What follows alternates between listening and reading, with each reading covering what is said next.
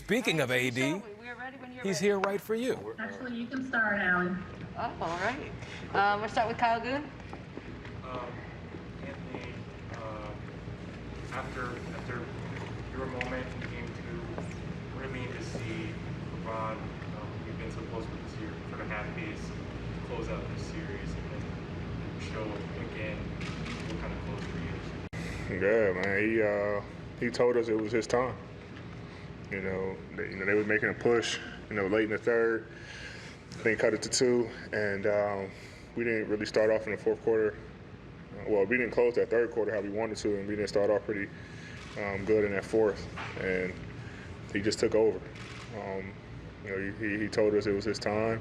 He told me it was his time, and we kind of everybody just kind of got out the way and just let him, be him. And he brought it home for us. But he's always capable of doing that. He makes the right plays. He makes the right reads. And tonight, the read for him was to, get to the basket and finish or make a play. And all of them was good reads. And he carried us tonight to get to this point. All right, Dave McMenamin. LeBron said not only does he want to set a good example for you, not to think it's better to show how hard he said he doesn't want to let you down. I'm sorry, you don't want to let him down, and he doesn't want to let you down. So how's that dynamic? How's that worked out? And when did you recognize that he was trying to do things to basically impress you, even though he had all these other accomplishments? When I first got here, he told me that he wants to give me my first ring, and I told him, I want to get him back to the finals. Last year he didn't get there, injury, and he was in a good place. I think they're in fourth place. When he got hurt, so who knows what could have happened, but he missed last year, and I tell him all the time, I got your back, you got my back, and especially in games like this. Missed a couple shots. He takes over, and it's throughout the entire series. Every playoff series we've been in. Either he takes over or I take over at one point just to kind of get the team going. But we don't want to let each other down. We know why. I came here. We want to win a championship. We're 4 wins away. Step closer to our goal, and he feels he takes that responsibility. He feels that if we don't, then he let me down. I feel like if we don't, then I let him down. And then we let our team down, we let our organization down. So we don't want to have that feeling. And so anytime we have to win the game, or how to play a certain way, or one of us needs to take over, then we kind of come up to each other, talk to each other, and just try to figure out what's the best way to do that. Dan? Obviously LeBron did so much in the fourth quarter, but you hit a 3 that seemed like that was maybe it for Denver. Guys, could you sense that maybe that was going to maybe be it for them? They've been so hard to stop in these situations. No, it's never it with them. Until the horn goes off. I mean, those guys are a hell of a team, led by a great coaching staff and a great head coach. They come out and compete every night, no matter the situation. For a team to come back from down 3-1 twice, playoffs is a thing that's never been done. And they're going to make you work for every win, which they did in this series with us. So for them, I think that they got a bright future, of course.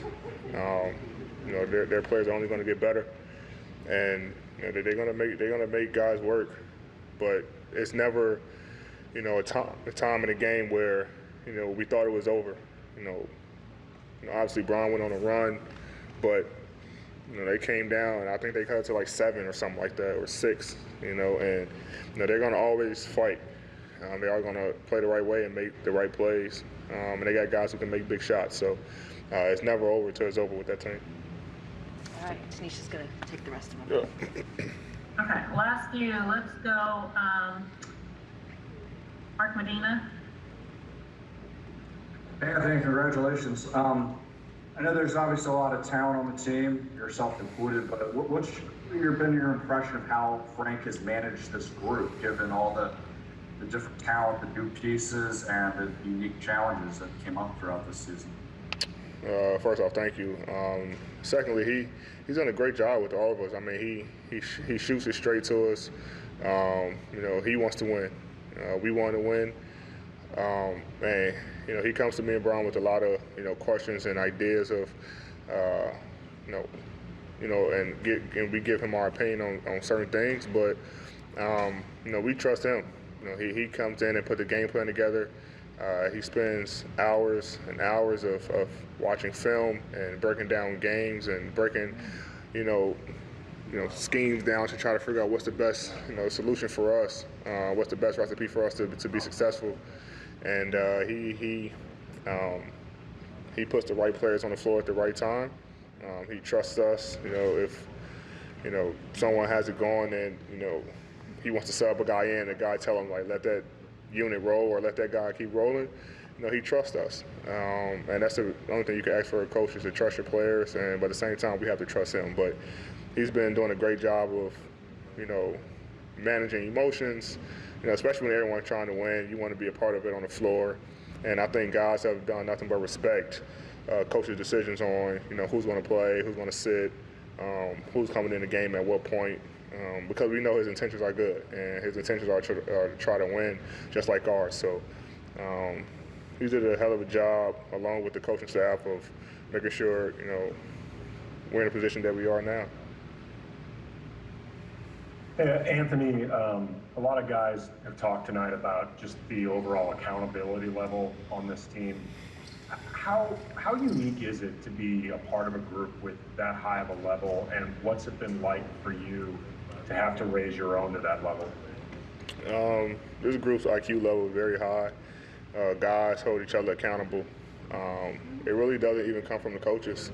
If a player mess up, another player gets on them, no matter who it is. Duz is really the guy who sits back and watches a lot of games and during the games and kind of critiques and looks at what's going on the floor and kind of call guys out. And he called me out, he called Brown out, Doe, it doesn't matter. And when we got guys like that who want to win and who want to help, it makes it a lot easier for us. And it makes you want to go out there and play hard and do the right thing for your guys, because you have a group of guys who's in it for the right reasons and who's not selfish and who just wants to win. So whether you're playing or not, and this team is special, and you don't get a group of guys who's able to do things like that, or some guys on some teams are in it for selfish reasons and things like that. But this group of guys for sure only want one thing, and that's to win a championship. So whatever it takes, we as players hold each other accountable and hold ourselves to a higher standard. So, we might not show it on a bench, yelling at each other or things like that, but we definitely have our moments where we argue and we have. I don't think nobody saw it, but last game, me and Brian kind of got into it. But I mean, it's coming from the right place, and when we got guys like that who hold each other accountable and just want to win. It makes it fun, and that guys are in it for the right reasons. I'm going to take the last two questions with Anthony Slater and then Mike Trudell.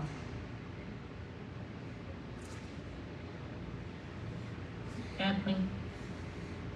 Yeah, I was going to ask you about the job that Frank's done kind of over the whole season, but since you already answered that, I want to go more specific with it. How have you seen him within these series defensively scheme up and change and adjust, and what has that done for you? It's been great. He's always, as he called it, changing up the pitches. We never give a steady diet of what we're doing on defense. We change it up and give different looks, throw different looks out there. And he's a defensive-minded coach, so he's all about defensive rating and making sure our defense is better and better every game. And it shows. We're a defensive team. When we get after it on the defensive end, we're tough to beat. And he's been able to throw different schemes out there for us and make sure that we understand those schemes. He watched a ton of film, like I said, and breaks it down for us. So the simplest form to make it easy for us. And when we go over it, and if guys are confused or guys don't really like it, he listens to our input because we're the ones on the floor, and we change it. So he's done a great job of putting these schemes together with the assistant coaches and challenging us to do these schemes, but at the same time listen to us because we are the ones that's on the floor. He want to make it as comfortable as possible for us to get the job done. Hey, AD, it's Mike Trudell. I think you were 15 when Step Brothers came out. I'm not sure how familiar you are with the movie. If so, yeah, LeBron said that he was the Will Ferrell character, which would have made you John C. Reilly. Just not sure if you want to comment on that and how it reflects your relationship. Hey, I'm fine with that. That's actually it's a great movie, by the way. But yeah, I mean, we're kind of like Step Brothers. I mean, man, very close. He could be Will Ferrell, actually. But he leads the team, man. He actually is Will Ferrell. He leads the team. He's in charge of the group. He's been here several times. And I'm the guy that comes in and try to fit in and do it my own ways until he comes in and get everything together for us and make us one. So he's a great guy to be along with, and if